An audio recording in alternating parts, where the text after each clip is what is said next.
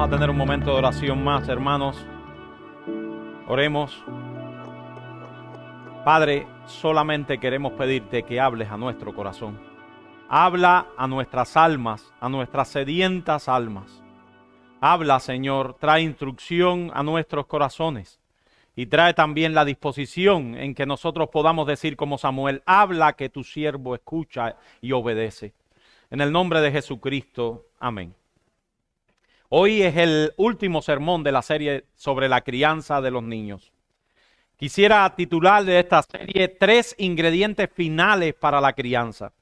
Quisiera comenzar con la lectura de uno de los textos más hermosos del Antiguo Testamento. Es un texto tan importante que los judíos le han llamado el Shema. Ese texto que dice, oye Israel, Jehová nuestro Dios, Jehová uno es. El propósito principal del Shema es recalcar la singularidad y la unicidad de Dios. O sea, Dios es uno y único. Hay solo un Dios verdadero.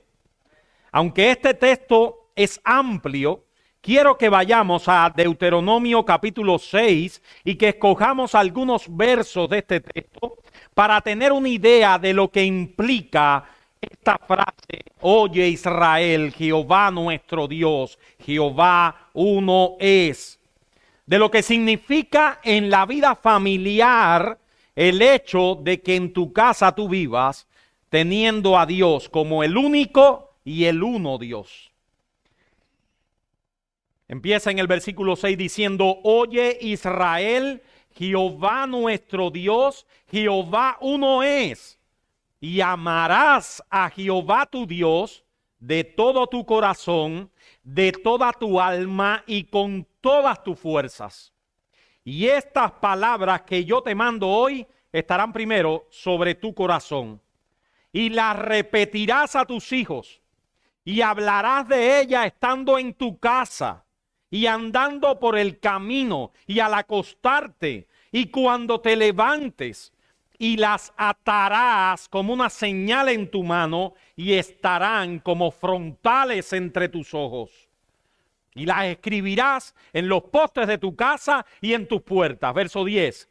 Cuando Jehová te haya introducido en la tierra que juró a tus padres, Abraham, Isaac y Jacob, que te daría, en ciudades grandes y buenas, miren cómo dice, que tú no edificaste, y casas llenas de todo bien que tú no llenaste, y cisternas cavadas que tú no cavaste, y viñas y olivares que no plantaste, y luego que comas y te sacies, cuídate de no olvidarte de Jehová que te sacó de la tierra de Egipto, de casa de servidumbre.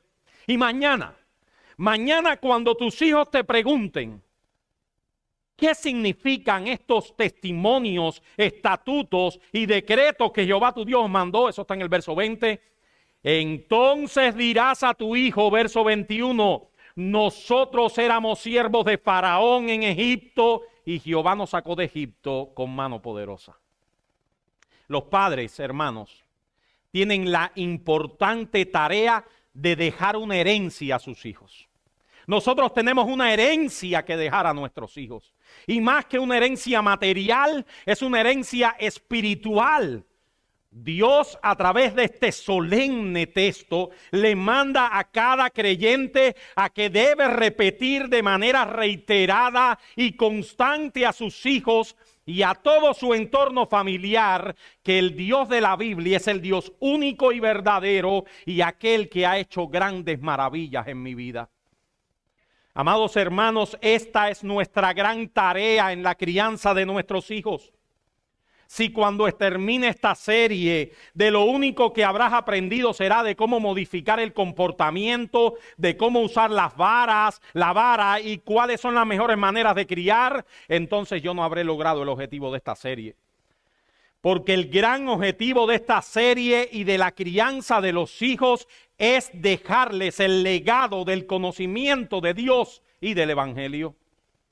Muchos padres a veces perdemos el sueño porque nuestros hijos no son los mejores en la escuela. Muchas veces perdemos el sueño porque no tenemos una fortuna que dejarles cuando yo me muera. Pero mi hermano, el gran objetivo de la crianza, y por eso Dios te los ha dado, es que tus hijos lleguen al conocimiento del pecado que llevan dentro, de su profunda necesidad de Jesucristo, del Dios que se revela en las Escrituras y de la manera en que debemos acercarnos a ese Dios. Escucha, Padre. El gran objetivo por el cual Dios te ha dado a esos niños que están sentados al lado tuyo es que tú le enseñes acerca del pecado que lleva adentro, de su profunda necesidad de Jesucristo, del Dios que se revela en las Escrituras y de la manera en que Él tiene que acercarse a ese Dios. En este sermón quisiéramos terminar nuestra serie que le hemos titulado 3 ingredientes finales. Ya casi el caldo está concluido. Échenle 3 ingredientes finales, que no significa que por eso no sean que por eso sean menos importantes. Esos 3 ingredientes es: considera la etapa de la vida en que tu hijo está. Segundo, el devocional familiar, un ambiente planificado de instrucción. Y tercero, la iglesia también importa. Esos serán nuestros 3 puntos. Considera la etapa en que tu hijo está. El devocional familiar es un ambiente planificado de instrucción. Y tercero, la iglesia también importa. Considera las diferentes etapas de la vida en que tu hijo está. Es importante, al usar los métodos de la crianza, que yo creo que nadie le quepa duda que son la instrucción y la disciplina, tengamos claro cómo se aplica eso a la edad en que mi hijo está. Como veremos más adelante, cada etapa de la vida de nuestro hijo requiere que empleemos de una forma diferente y con una intensidad y frecuencia diferente los métodos de la crianza bíblica. Quiero partirle la edad de nuestros niños en varias etapas. La primera es de la etapa de la infancia a la niñez. La primera etapa, este periodo pudiéramos dividirlo entre el nacimiento y los 4 o 5 años de vida, la etapa preescolar, antes que entra a la educación. Este periodo biológico de la etapa de nuestro hijo es caracterizado por una palabra. Esa palabra, si tú estás cuidando a un niño de estas edades, ponlo, anótalo, es la palabra cambio. Tu hijo está en un proceso de cambio. Durante este periodo se producen cambios físicos en nuestros niños que van desde el recién nacido hasta un niño que comienza a gatear, a dar sus primeros pasos, a caminar, correr, manipular objetos, y pronto estará abriendo puertas, quitando seguro de las puertas. Pronto aprende a comer sus alimentos y a hacer cosas parecidas. En este periodo de tiempo debemos tener claro que hay muchas cosas que se producen en el diario vivir de nuestros hijos que no son fruto del pecado, sino de un niño que tiene falta de coordinación y que está comenzando a aprender cosas. En esta etapa los pediatras dicen que hay un gran riesgo de accidentes, padres. También se rompen más las cosas en la casa, se bota la comida. Cuando el niño alcanza el preescolar, la mayoría de los padres están seguros de que sus hijos van a ser genios. ¿No lo han oído? Cuando alcanzan 4 o 5 años, el papá le dice a la mamá, este va a ser un genio. Pero pronto aprende, sí, porque ellos deducen que ellos aprenden muy rápido y que han aprendido tanto en tan poco tiempo que sus padres están seguros de que no hay límite para sus capacidades. Hasta que los padres nos damos cuenta que eso mismo se ha producido en el niño del vecino de al lado. Que nuestro niño no es más que un niño como otro cualquiera. Que nuestro niño es igual al de los demás. Que los mismos cambios bruscos, rápidos, se han producido también en el de al lado. Sin embargo, hermanos, la lección más importante que tu hijo debe aprender hasta los 4 o 5 años de edad, la lección más importante donde debe estar basada tu crianza, es enseñarle a tu niño que él es un individuo bajo autoridad. Tu niño debe aprender que es un individuo bajo autoridad. Tienes que enfatizar durante esta etapa el hecho de que tu niño es un individuo bajo autoridad. Así que durante esta etapa de la vida familiar, el énfasis marcado de la crianza de nuestros niños es hacer un énfasis en que ellos obedezcan nuestras directrices. De hecho, padres, si nosotros dejamos pasar esta etapa de la niñez y nuestros niños no tienen claro cuál es su autoridad, habremos perdido esta importante etapa de la escritura. Así que el texto clave, hay un texto clave para esta etapa. De hecho, muchos padres se los hemos enseñado a nuestros hijos. Efesios capítulo 6, ¿verdad? Efesios 6:1, empieza el versículo 1. Hijos, obedeced en el Señor a vuestros padres, porque esto es justo. Honra a tu padre y a tu madre, que es el primer mandamiento con promesa, para que te vaya bien sobre la tierra, para que te vaya bien y seas de larga vida sobre la tierra. Hijos, obedeced en el Señor a vuestros padres. La obediencia es una respuesta a Dios, por lo cual los niños deben aprender en esta etapa que han sido creados para Dios y tienen una obligación para Él, porque Él tiene derecho de gobernar sus vidas. Tus hijos nunca se someterán a ti sin entender esta verdad, sin entender la verdad de que Dios tiene derecho y tiene la autoridad absoluta de gobernar sus vidas. Y la sumisión a la autoridad terrenal, o sea, a la autoridad paterna, es una aplicación específica de una criatura bajo la autoridad de Dios. Padres, recuerden, hay que hacer un énfasis en esta etapa de que nuestros niños entiendan que son individuos bajo autoridad y que esa autoridad somos nosotros. Ahora llega la etapa de la edad escolar. 5 años, 5 a los 12 años, la edad escolar. Durante este periodo de edad escolar es muy importante que nosotros sigamos con ese énfasis marcado en que somos la autoridad para nuestros hijos, en que nuestros hijos aprendan a vernos como la autoridad, tanto en la niñez como en la edad escolar. ¿Qué es lo que pasa cuando tú estás moldeando el carácter de un hijo? Sé que ahora en YouTube van a poner otro comentario más. La disciplina corporal ante la rebeldía, acompañado de la instrucción diaria, deben ser los elementos más importantes. Los padres cristianos se dan cuenta que es en la edad escolar cuando más tienen que usar la vara de la corrección. Sí, padre, aunque esto no le caiga bien a tu corazón. Porque en esta etapa nuestros hijos desarrollan una palabrita que se llama rebeldía. Comienzan a probar fuerza contra el consejo de sus padres. Y es en esta etapa cuando vemos a los niños hablando a los padres con imperativos, con órdenes. Así que cuando tu hijo venga a ti desafiando tu autoridad y tratando de torcerte el brazo como si fueras un compañerito de la escuela, he aquí un buen ejemplo. Viene el niño dándote órdenes. ¿Cómo hace un padre amoroso? Lo siento, pero no puedes hablarme de esa manera. Dios me ha puesto como tu padre o tu madre y ha dicho que tú debes tratarme con honor. Busca una manera más respetuosa para que me expreses lo que desean. Ve allá, vuelve de nuevo. Uno puede echar el play para atrás en la película. Retorna. Retorna, mi niño. Hermano, aprendan estas cosas de verdad. Apréndanla de verdad. Espérate. Retorna, piensa de nuevo cómo me lo vas a decir.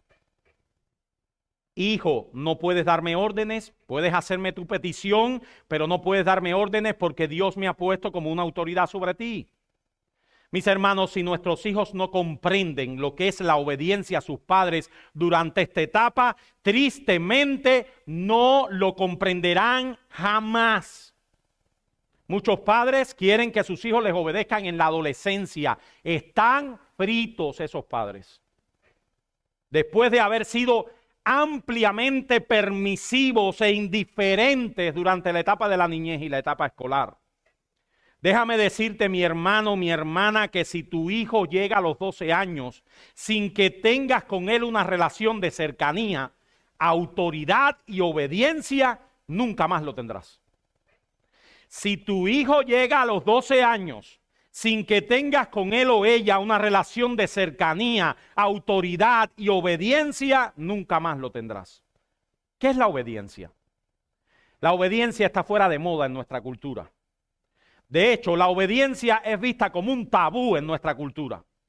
Porque la obediencia, mi hermano, es la sumisión voluntaria de una persona a la autoridad de la otra. La obediencia es la sumisión voluntaria de una persona a la autoridad de la otra. La obediencia es hacer que tu hijo haga lo que se le dice, anota con 3 palabritas. Sin desafío, sin excusa y sin demora. Eso es obediencia. Obediencia es que tu hijo haga lo que tú le pides sin desafío, sin excusa y sin demora. Si consideras que tu hijo te obedece porque le anuncia que lo vas a llevar al parque de diversión a pasar el día, no deberías considerar eso como una obediencia porque está haciendo lo que quiere. Por tanto, mi punto es la sumisión a la autoridad implica que tu niño tendrá que hacer las cosas que no desea hacer. Y déjenme decirle, hermanos, que los primeros desobedientes que hay en el hogar no son nuestros niños. Somos nosotros también. Si uno lee con sinceridad Génesis capítulo 12, versículo 1 al 5, yo quiero que ahora en vez del nombre de Abraham se coloque el tuyo. Génesis capítulo 12, versículo 1 al 5. Pero Jehová había dicho a Abraham, vete de tu tierra y de tu parentela. Abraham no vivía en Cuba. Abraham era multimillonario. Abraham era un hombre que tenía tierras, posesiones. Abraham no tenía ninguna necesidad económica, nada material para irse de su tierra. Y Dios le dijo, vete de tu tierra y de tus parientes y de la casa de tu padre a la tierra que yo te mostraré. A mí me llama mucho la atención lo que hizo Abraham. Espérate un momentico, espérate, Señor. Dame un chance. Dice el texto, y se fue Abraham como Jehová lo dijo. Y Lot fue con él. Y alguien pudiera decir, sí, pero yo estoy viejo para hacer esa travesía, Señor. Yo estoy viejo, yo estoy mayor. Eso es para los jóvenes. Y era Abraham de 75 años cuando salió de Harán. Tomó pues Abraham a Sarai su mujer y a Lot, hijo de su hermano, y todos sus bienes que habían ganado y las personas que habían adquirido en Harán, y salieron para ir a la tierra de Canaán. Allá a tierra de Canaán llegaron. Así que debes garantizar, mi hermano, y trabajar en base a esa obediencia. Primero, a que tú obedezcas a Dios de esa manera y a que tu hijo te obedezca de esa manera, sin desafío, sin excusa y sin demora. Y aunque sé que lo que voy a decir herirá a algunos corazones, la Biblia enseña que cuando tu hijo no obedece de esa manera, está mostrando la necedad que hay en su corazón.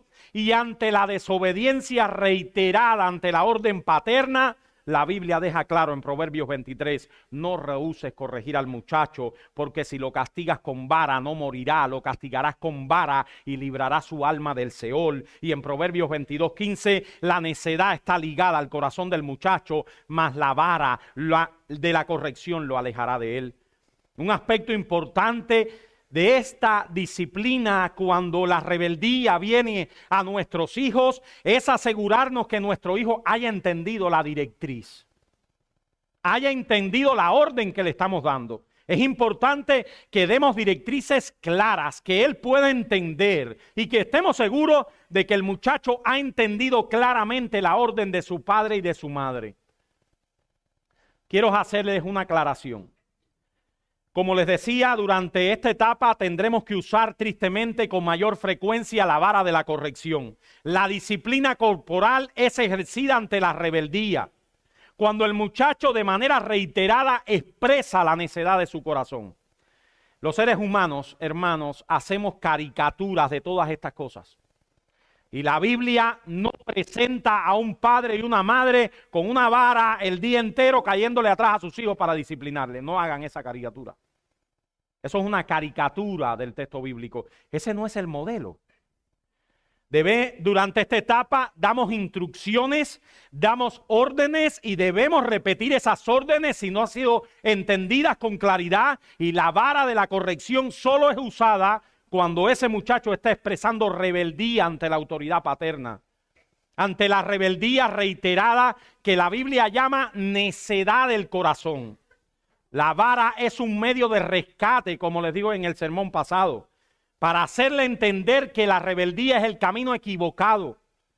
Y quiero volver a dar algunas instrucciones con respecto al uso de la vara de la corrección, porque sin lugar a dudas es en esta etapa de la disciplina en que la disciplina corporal es más usada, en esta etapa en que estamos.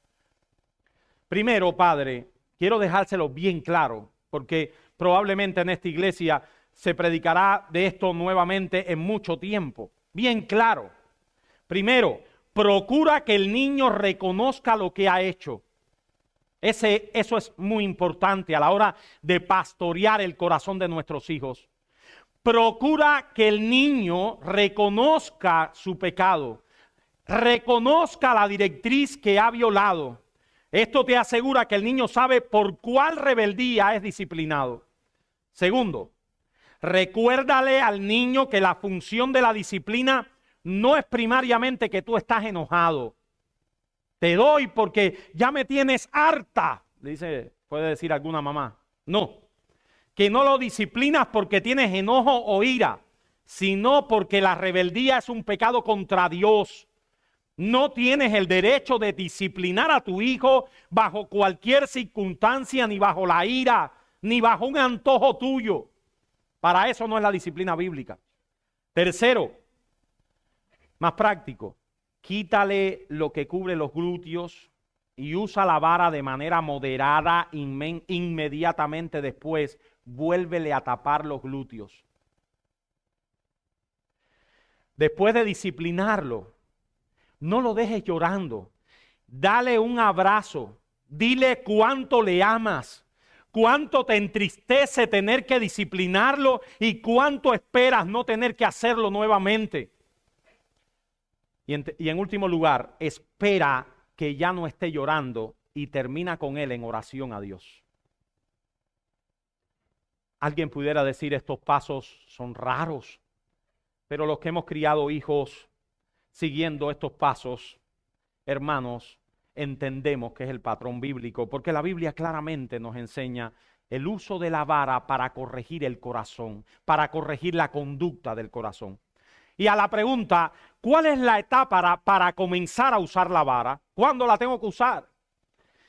No les voy a dar ninguna edad. Cuando tu niño tenga la capacidad de entender y poner resistencia a tus mandamientos, es lo suficientemente maduro para ser disciplinado. Les repito, ¿cuándo debo comenzar a usar la vara?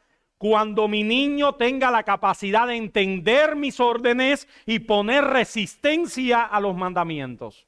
Ese es el momento en que está maduro para ser disciplinado. Ahora llegamos a la etapa crítica, a la adolescencia. Muchos padres quieren usar la vara en la adolescencia. Hay un problema ahí. Quieren empezar a usar la vara en la adolescencia. No. Muchos padres tienen temor que lleguen los días en que sus hijos alcancen la adolescencia. No podemos disminuir ni negar que los años de la adolescencia pueden convertirse en tiempos complicados en la relación de padre e hijo. La adolescencia es un periodo de una inseguridad monumental, acompañado de una importancia exagerada a las relaciones que hacen fuera del hogar. Los años de la adolescencia son muchas veces años de rebeldía, y la importancia que se le da al grupo y a ser incluido en el grupo es una importancia desmedida. Déjenme leerle un texto que una vez encontré en una quinceañera cuando vivía en Cuba. Esta quinceañera tenía unas tarjeticas y estaba regalando este texto, pero una cosa muy interesante del texto, ella ponía en la tarjetita Eclesiastés 11, 9 al 10. Alégrate, joven, en tu juventud y toma placer en tu corazón en los días de tu adolescencia. Anda en los caminos de tu corazón y en la vista de tus ojos. Y ahí se terminaba la tarjetita. Y yo decía, qué tarjetita más rara. Pero eso no es lo que dice el texto. El texto dice, alégrate, joven, en tu juventud, toma placer tu corazón en los días de tu adolescencia, anda en los caminos de tu corazón y en la vista de tus ojos, pero sabe que sobre todas estas cosas te juzgará Dios. Si le quita lo más importante, el texto no tiene sentido. Y el verso 10 dice, quita pues de tu corazón el enojo y aparta tu carne del mal, porque la adolescencia y la juventud son vanidad. Por tanto, en este periodo de la vida, aunque la adolescencia aunque la obediencia a los padres es algo que debe mantenerse todo el tiempo hasta que el hijo se casa y abandona el hogar, en este tiempo tenemos que tener claro que no estamos tratando con niños, sino que la instrucción, la comunicación sincera, un padre y una madre que están pastoreando el corazón y que están interesados en que ese hijo les abra su corazón, esa es la prioridad. La comunicación sincera, el ponerte al lado de él, el hacer todo tu esfuerzo porque tu hijo te abra su corazón. Hay 3 fundamentos para la vida que se hacen especialmente importantes durante este periodo de la adolescencia. Hermanos, miren, cuando tú entras en una relación con tu hijo adolescente, es importante que tú no te asustes por lo que te dice en su corazón. Muérdete la lengua, porque eso va a ahuyentar a tu hijo.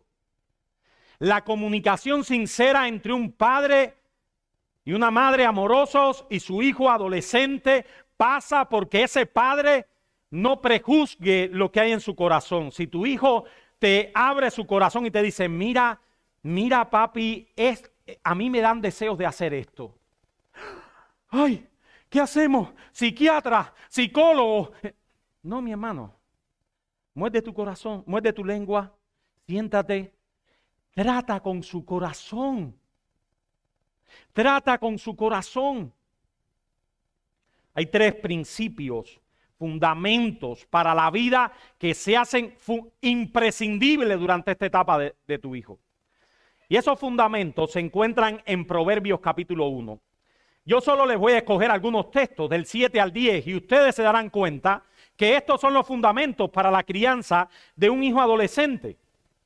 El principio de la sabiduría es el temor de Jehová. Los insensatos desprecian la sabiduría y la enseñanza. Oye, hijo mío, la instrucción de tu padre y no desprecies la dirección de tu madre, porque adorno de gracia serán a tu cabeza y collares a tu cuello. Hijo mío, si los pecadores te quisieren engañar, no consientas. Y eso es un padre que va por el camino. Obviamente no es un niño pequeño, porque es un niño que tiene tentaciones de la mujer ramera, de aquel. Léete el texto entero y te darás cuenta que es un hijo grande. Y ese padre va por el camino enseñándole, pastoreando su corazón. Y en este pasaje están claros 3 principios. Primero, enséñale a tus hijos el temor a Dios. Padre, enséñale a tus hijos adolescentes, debemos enseñárselo siempre, pero en este principio, en esta etapa importante, enséñale a tus hijos el temor de Dios. Enséñale a tus hijos el escuchar y seguir los consejos de sus padres. Y enséñale a tus hijos el huir de las malas influencias. Hermanos, estos son los 3 principios fundamentales que debemos recalcar en esta etapa de la crianza.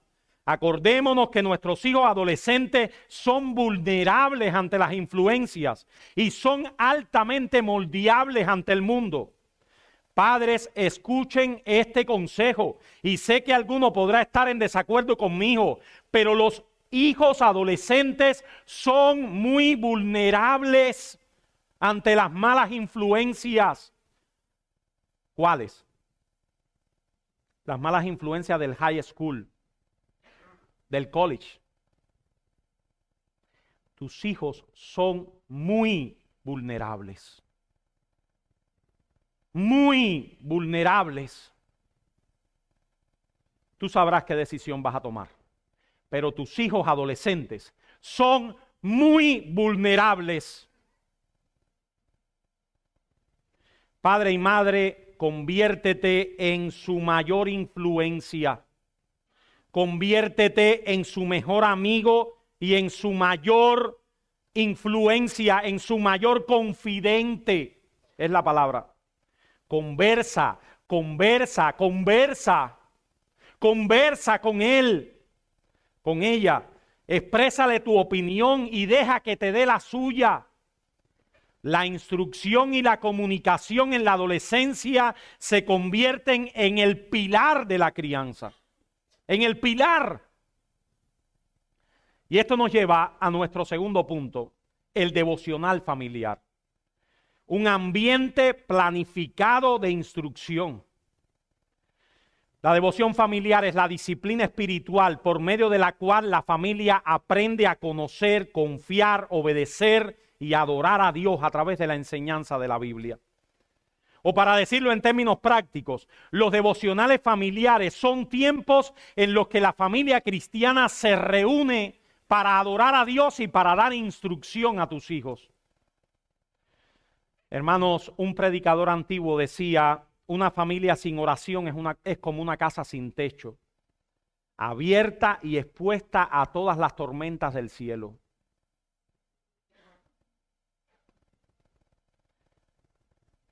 Qué triste es ver familias cristianas que no se reúnen a orar, familias cristianas que no adoran juntos, familias cristianas que entre ellos no se comunican acerca de Dios y sus caminos. Y el tiempo del devocional, el tiempo de sentarte con tus hijos, los cambiamos miserablemente por otras cosas. Esta disciplina es un aspecto importante de la vida cristiana. Sin embargo, es un aspecto descuidado por los creyentes modernos. El estado de muchas familias cristianas es muestra de eso. Hijos rebeldes, divorcios entre cristianos, violencia familiar, crisis matrimoniales, el poco interés por las cosas de Dios, evidencia el estado espiritual de la familia. La falta de devocionales en el hogar es un indicador de eso. ¿Cómo nos vamos a reunir en el devocional familiar si nos hemos pasado el día entero peleándonos? ¿Hay algún pasaje en la Biblia que nos mande explícitamente a tener devociones familiares? No hay uno, hay muchos. Hay muchos. Y les empecé con el pasaje más hermoso acerca de la instrucción familiar. El Shema. Escucha, Israel. Escucha. Estas palabras que yo te mando hoy estarán sobre tu corazón, las repetirás a tus hijos, hablarás de ellas estando en tu casa, andando por el camino, al acostarte, cuando te levantes, las atarás como una señal en tu mano y estarán como frontales entre tus ojos, en el centro de tus pensamientos. Y yo me pregunto, mi hermano, ¿de verdad eres tú un cristiano de domingo? Me preocupa. Y nos preocupa a los pastores que los hermanos de la iglesia no comprendan que el cristianismo es 24/7, que tú no cortas con el reino, que el reino es parte de tu vida, que el reino es parte de lo que tú eres, que tú te pasas el día pensando en el reino, pensando en la vida del reino, pensando en cómo vives delante de Dios para agradarle. Esto no es un club social. Esto no es una logia masónica. Esto es una familia de la fe que se reúne para adorar al Señor en el día del Señor como un aspecto corporativo de la adoración que hace todos los días en su casa. Tú vienes aquí a expresar corporativamente lo que tú haces en tu vida todos los días. Y si eso no es así, mi hermano, tú no estás viviendo la vida cristiana. No te engañes más. No te engañes más. Si tú te encuentras con Dios hoy aquí, si tú cantas con Dios hoy aquí nada más, si tú hoy aquí nada más te pones la Biblia bajo el brazo, tú no vives la fe cristiana. No la vives. Eres como una tía mía que le regalé una Biblia en Cuba, que fui hace poco y Y dije, ay, pero si esta Biblia no se ha abierto todavía y eso fue hace más de 15 años. Pero viste cómo la conservé. No, yo no quiero que tú la conserves, yo quiero que tú la leas.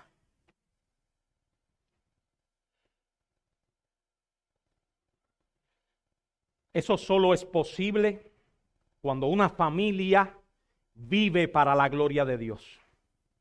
Vive cerca de Dios. La repite a sus hijos. Habla de ellas estando en tu casa, andando por el camino, al acostarte, cuando te levantes. La ata como una señal en tu mano. Está como frontales entre tus ojos. Las escribe en los postes de la casa. El verso 7 tiene una dimensión hogareña, como ninguna otra dimensión. El hogar es la clave en Deuteronomio 6. La repetirás a tus hijos. ¿Dónde? En el hogar. Hablarás de ella estando en tu casa, en el hogar. Hablarás de ella estando por el camino, en el hogar. Hablarás de ella al acostarte, tú duermes en tu hogar. Hablarás de ella cuando te levantes, en el hogar. Las atarás en tus manos y en la frente. ¿Quiénes miran eso? Los de tu hogar. Las escribirás en los postes de tu casa y en tus puertas, en el hogar. Yo espero que Iglesia Bautista Reformada de Miami sea una iglesia donde tú llegues al hogar de sus miembros y se respire la Biblia. Se respire el ambiente de la palabra de Dios. Donde cada uno esté verdaderamente viviendo para la gloria de Dios. Jonathan Edwards decía en el siglo XVIII, en su último sermón, dijo: cada familia cristiana debería ser una pequeña iglesia consagrada a Cristo, influenciada y gobernada por sus leyes. ¿Por qué debemos hacer devocionales familiares? Debemos hacer devocionales familiares porque es un mandamiento explícito del Señor.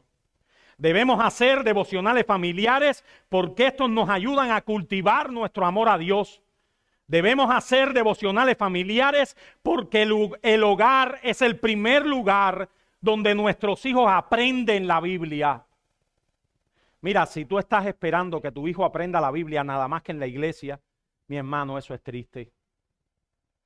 Debemos hacer devocionales familiares porque Dios puede hacer muchas cosas a través de ellos. Dios puede salvar a nuestros familiares no creyentes mientras oigan el Evangelio. Dios puede responder nuestras oraciones, abrir los ojos de nuestra familia para conocerles mejor y despertar una mayor conciencia de su gloria. Y sin lugar a dudas, hermanos, una familia que adora durante la semana, que tiene el hablar del Señor como parte diario de sus vidas, que los hijos ven y entienden que la Biblia es el manual de la vida. Eso es importante, hermanos, que tus hijos aprendan que la Biblia es el manual de tu casa. ¿Cómo mis hijos aprenden que la Biblia es el manual de mi vida? Cuando yo les enseño que la Biblia es un libro que tiene que ver con todo lo que yo hago en mi vida.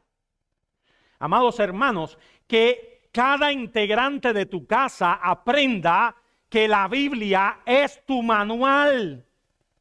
Es el manual por el que se vive bajo tu hogar.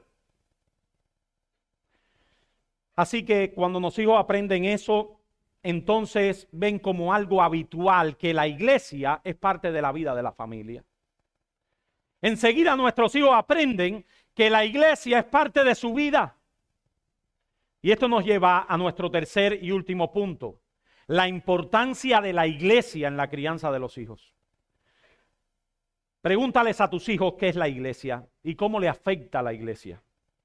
Los niños más pequeños identifican a la iglesia como el lugar donde está el culto y a las actividades semanales de la iglesia como sus asistencia a las reuniones de la iglesia. Sin embargo, por medio de la instrucción y el ejemplo, nuestros hijos pronto van cambiando ese pensamiento acerca de la iglesia y él se va dando cuenta que nosotros vivimos en la iglesia todos los días. Nuestros hijos pronto se dan cuenta que papá y mamá viven en la iglesia. ¿Y por qué se dan cuenta? Porque papá está todo el tiempo, bueno, todo el tiempo no, pero está mucho tiempo chateando y preguntando cómo va la fiebre del niño, ¿estás en el hospital o no? Y ellos se dan cuenta que papá y mamá viven en la iglesia, que tienen gente que se preocupa más allá de las fronteras de la casa. 3 cosas nuestros hijos deben aprender de la iglesia. 3 cosas. Primero, hermano, enséñale a tu hijo que la iglesia es una extensión de tu familia. Enséñale a tu hijo que la iglesia es una extensión de tu familia. Gálatas 6:10, ese texto que usaba el hermano Hugo, según tengamos oportunidad, hagamos bien a todos y a todo el mundo hacerle bien, mayormente a los de la familia de la fe. Esos son los míos. El apóstol Pablo, inspirado, no tiene ningún problema en decir eso. Hale bien a todos, pero a los tuyos primero. Yo siento que tengo un seguro de vida al ser miembro de esta iglesia. Porque tengo gente que ora por mí, que me ama y que me va a llevar un vaso de agua cuando yo lo necesite. Porque yo soy miembro de una iglesia, yo no ando como un satélite perdido. En este y otros muchos textos de la Escritura se trata a la iglesia como una familia unida por vínculos espirituales. Si bien pudiéramos llamar a nuestras familias como familias sanguíneas, la iglesia, Pablo le dice, es la familia de la fe.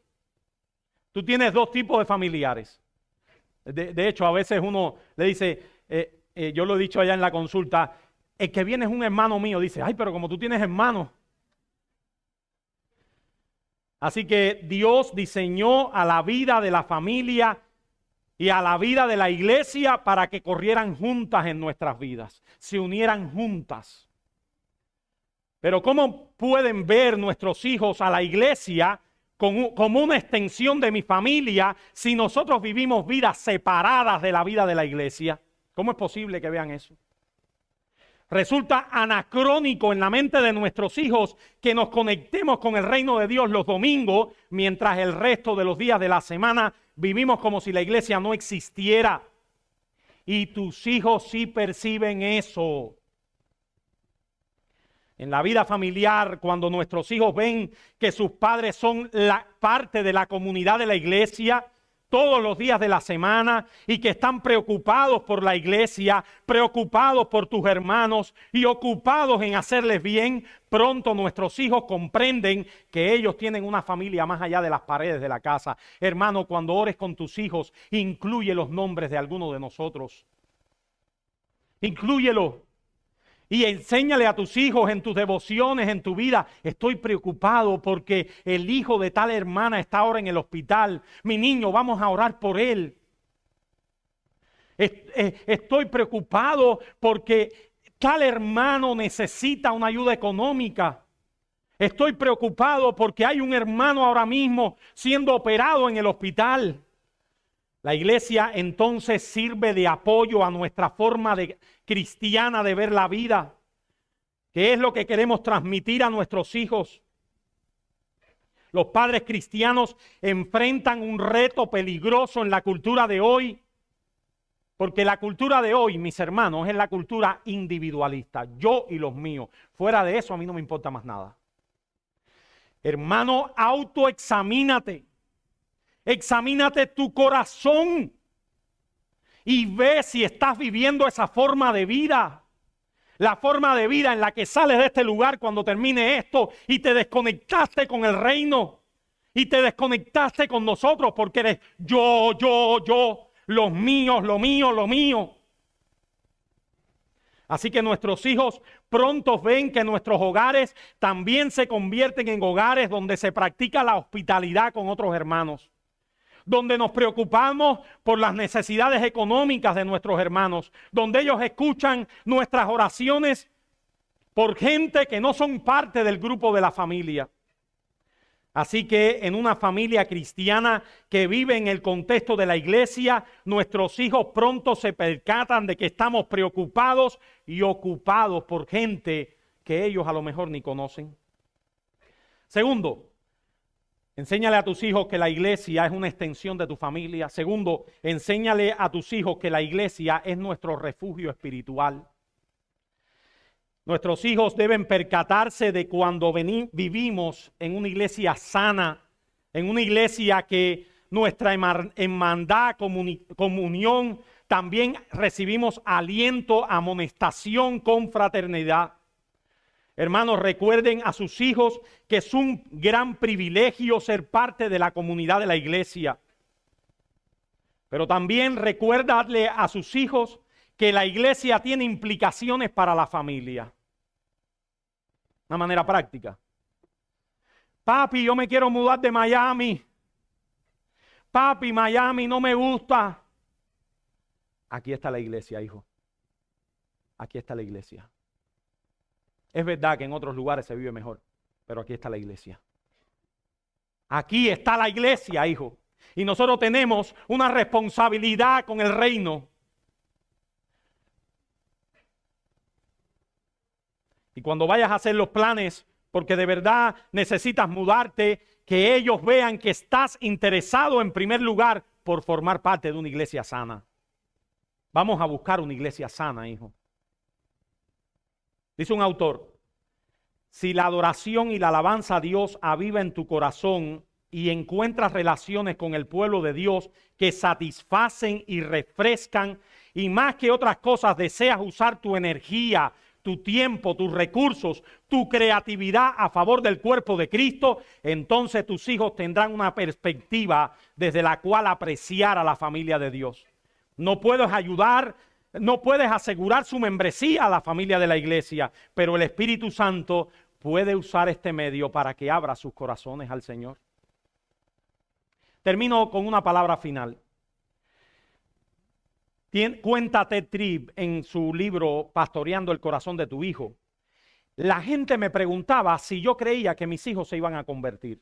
Eso es algo que le preguntan a los líderes, a los pastores o a cualquier hermano miembro de la iglesia.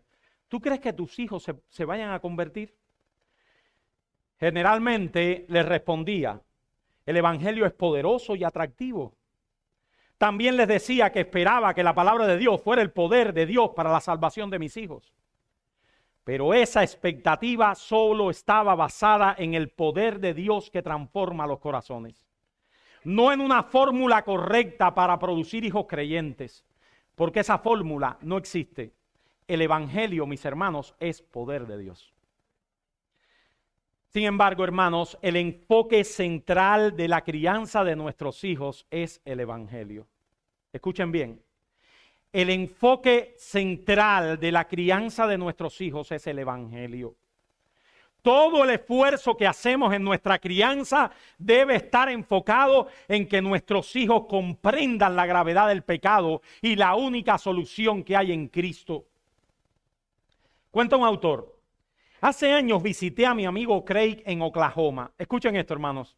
Hace años visité a mi amigo Craig en Oklahoma y me di cuenta de que uno de sus baños tenía una puerta roja de metal resistente. Cuando pregunté por la razón de dicha puerta, Craig rápidamente me enseñó su búnker familiar. El baño era grande, estaba cubierto de metal y concreto y contaba con una alacena con comida dentro del baño y todo lo que una familia podría necesitar para vivir días difíciles. La familia de Craig vive en lo que se conoce como el callejón de los tornados. Debido a este riesgo, cada casa en Oklahoma está acondicionada con un búnker para usar en caso de desastre natural, meterse toda la familia ahí. Hermanos amados, la familia cristiana debe funcionar como un búnker en medio del desastre social en que vivimos. La iglesia es un búnker en medio de esta sociedad que se está muriendo. Charles Spurgeon dijo, ¿cómo podemos esperar ver avanzar el reino de nuestro Señor cuando sus propios discípulos no le enseñan el evangelio a sus hijos? Sembrar la palabra en los corazones y mentes de nuestros hijos es una de las muestras de amor más grandes que cualquier padre cristiano puede hacer por su hijo. Enseñar a nuestros hijos a amar a Dios demanda que nosotros mismos tengamos una relación verdadera con Dios. Esta relación, hermanos, debe involucrar todo nuestro ser. Y finalmente, hermanos, el llamado que tenemos como padre cristiano puede ser abrumador, pero no estamos solos en esta labor. En Isaías 41:10, Dios dice, no temas, porque yo estoy contigo. No desmayes, porque yo soy tu Dios que te esfuerzo. Siempre te ayudaré, siempre te sustentaré con la diestra de mi justicia. Así que la misión que tenemos como padre debe hacerse en el marco de la gracia, el sostén y la fidelidad de Dios. Separado de Él, como dice Juan, nada podemos hacer. Termino con esta hermosa y reconfortante verdad que uno de mis héroes humanos dice, Martin Lloyd-Jones, dice de esta manera: no soy yo, no es mi fidelidad, no es mi frágil aferramiento a Él, es su poderosa mano que me sostiene y que nunca me soltará. Vamos a orar, hermanos, y con esto terminamos.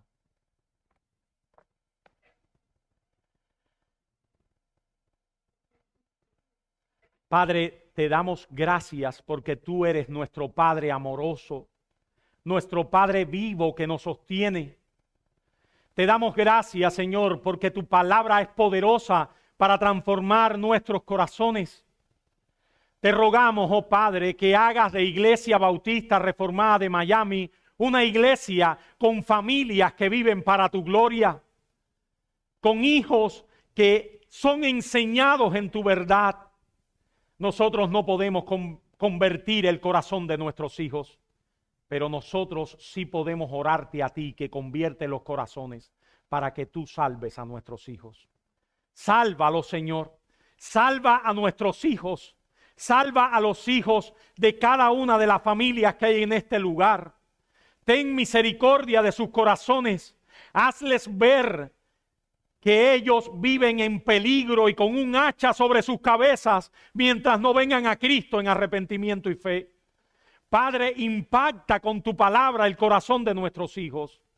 Te rogamos estas cosas en el nombre de Jesucristo. Amén.